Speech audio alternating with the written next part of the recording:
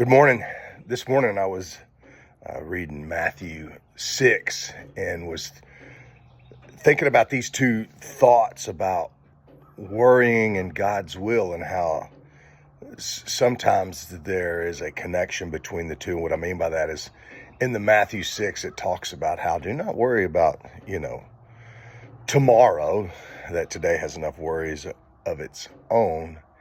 And that the challenge is to seek God's kingdom. What does it mean to seek God's kingdom? But if you seek God's kingdom today in your present, which means you're also dealing with the past and have direction for the future, but it starts today in the present.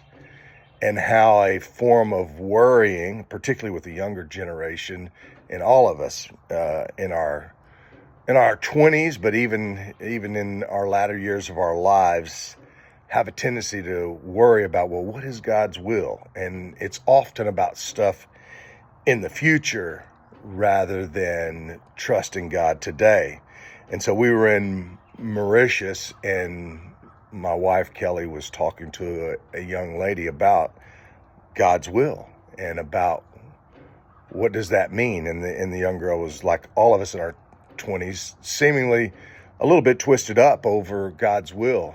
And she was talking about how one of our friends and mentors who actually introduced us years ago said, it's none of your business about God's will. In other words, quit freaking out about the future. But Romans 12 does tell us that if we will learn how to, in the present, present ourselves to God as a living sacrifice, which just means trusting, surrendering, bring everything to Him, then that is how we learn how to test and to approve God's will. And one of the things I like to say is that often God's will is not necessarily one decision, that there can be many decisions, like the comparison between a railroad track. We always think that God's will is always like a railroad track. I mean, there's only one choice, one decision. But then there are times where God's will can be like a parking lot. But the main way to determine and discern God's will is for you and I, right in the moment, to say, Lord, am I trusting you?